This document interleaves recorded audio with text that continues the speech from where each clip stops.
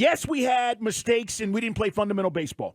But, Mike, when your starters go 4 1/3 innings, back-to-back days, in Elder and Morton, they didn't give us a chance to win. And I know we've been crushing everybody with the bats, and we've been scoring more runs than anybody and all of this stuff, more home runs. But at the end of the day, guys, this is what Mike and I have been talking about when we got to the trade deadline and we said, okay, what are we going to do? I wanted to improve the bullpen. Mike wanted starting pitching.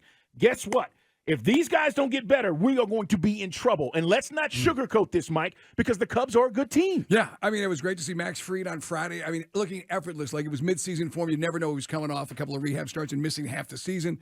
He was great. And the Elder, I got to be honest, I was at that last game in the first half in Tampa.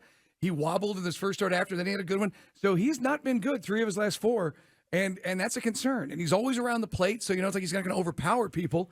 And look, Charlie Morton, I mean, I didn't understand the $20 million when it was done, and, he's not getting the wins. I mean, we can argue about going 6 innings, and we were arguing that with some listeners last week. He's not winning his starts, and the only other thing you could yell at yesterday was, in that series, some sloppy defense, sloppy base running, but we've been doing that all season. I really did. How much did you think in the 6th inning when you had Ozzie coming up, and then you had, it was Riley with the bases loaded? I thought we were going to blow it wide open.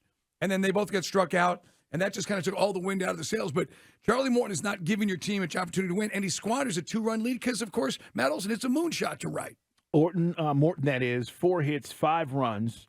The walks are mounting, and this is the problem. Walked in a run. When you walk guys and you put yourself in danger, this becomes the issue. And he had 4 walks yesterday. He also hit a guy. But, Mike, his first 18 starts, you start looking at Charlie Morton and you go, wow, okay, 10-6, 3.20 ERA. He's 0-4 with a 7 ERA in his past 4 starts. So the ERA has ballooned. He's not pitching deep into games, and we're losing the games that he's pitching. And partly because you're putting so much pressure on the bullpen to get the job done after only pitching 4 1/3 innings. Here's where I'm at, guys. I love our team. I think we're talented. You guys know we're on a record pace. All the things we've talked about this year. But now we're getting to a point where we're about to learn what our team really is. Because down the stretch, Mike, if guys are not pitching well and you're heading into the playoffs and you've got question marks at how you're going to finish games and, I need my bullpen to pitch, 6 1/3 innings, this is going to be a problem. So what happens with Elder? And do you trust him moving forward? Yeah, as I said, Rick Kranitz is going to have to try to tighten things up. I thought he got a handle on it after the bad start in the second half of the season, but he's just not the same guy. Look, now someone could say, well, it's Wrigley Field, but the balls weren't really – you can't really argue. It was the same for both teams. Wind was blowing out to right. It wasn't exactly a classic, home run derby type deal. But the pitching staff, this is why I wanted to get – and remember, guys, well, who should you get? Well, there were a couple of options out there, okay? Flaherty from the Cardinals now seems like a pretty good option. Orioles are loving the results they're getting from him. And the problem there is, I can't say Liberty Carl, it's the Braves now because they're own their own thing. Yeah. But, his contract was up. So whatever prospects you would have given up, you're renting a player if you don't have any idea of maybe long-term it. I just think for all the things we've heard about the Braves pitching in the minor leagues, it's not all it's cracked up to be. It's not. We're winning through sheer power and the home run ball.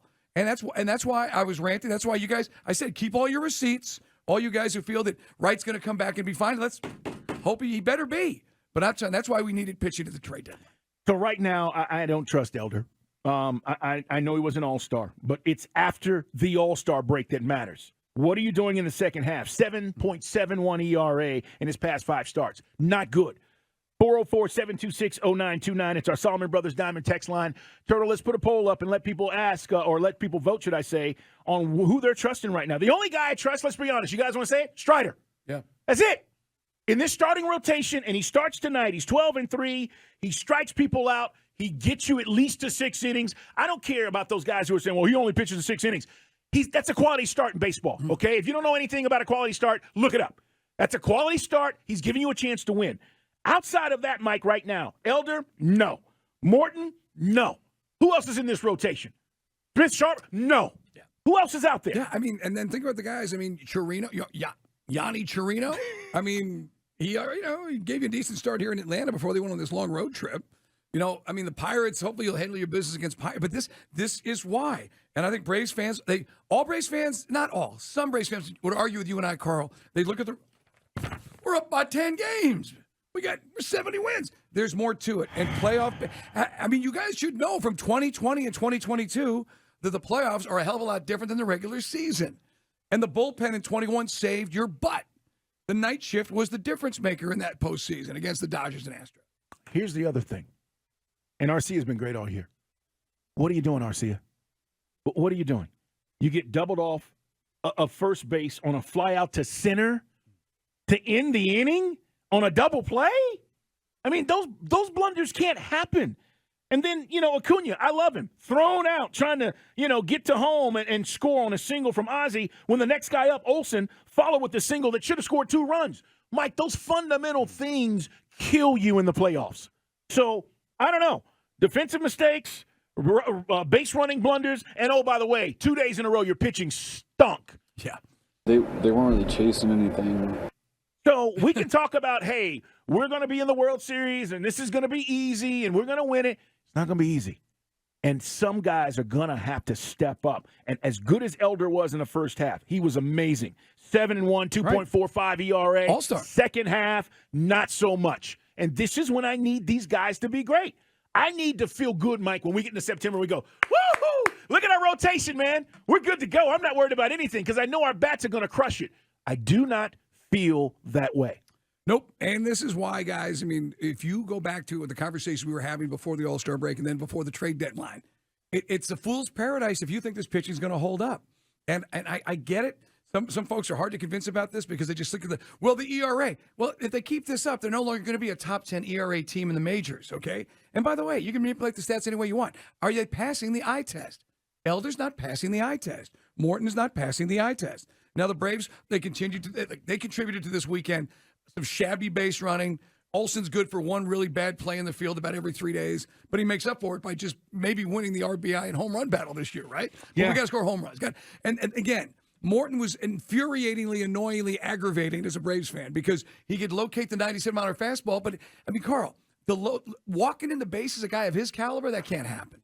Can't happen. By the way, in this 4-game losing streak that he's on, he's 0-4. Morton has walked 15 guys. That's a problem. That's a problem. And when you start talking about, okay, how do walks mount up and start to mount to how you pitch, once you start getting guys on, and that becomes your focus, Mike, and now you can't focus on getting guys out at the plate, and now also you're giving guys a chance to get in, 1 or 2 run knocks, it becomes an issue. And that's why he's given up 22 hits and 16 runs in these 4 losses. Morton's got to get it fixed. 404-726-0929. That is our Solomon Brothers Diamond text line. You can also hit us up on social media. Follow Mike. He's Mike Bell, ATL. I'm at Put 'em Up. See Dukes, the radio show. Dukes and Bell 929. Follow the radio station at 929 The Game. Stay up on everything that's going on. Let's hear from Brian Schnicker. What did he have to say about Charlie Morton's outing on Sunday? First couple innings, it's really good, and then just had a tough time of it. I don't know. Just overall, I think we walked 8 guys in the game overall, so it's kind of, amazing. We kind of hung around and, had a chance. Yep, and Dansby had a decent series against the Bravos, too, kind of like cherry on top, but again, Braves are doing fine without him, but they were more clutch than we were. And who was it? Was it Culber? Who was that dude that was pitching? The relief pitcher in the 6th inning was unbelievable for the Cubbies. That's the one that he froze Albies with a curveball, Carl. And then I thought Austin Riley was looking for a slider. He freezes him with a fastball up in the zone. So, yeah, just frustrating because, man, you had bases loaded with 1 out in the heart of the lineup, and that wins you the series. Cubs improved their bullpen. They improved their lineup at the trade deadline, and you saw it over the weekend. And going into that series, we talked about it. They had scored more runs than anybody since the All-Star break, and then they beat us 2 out of 3. Right.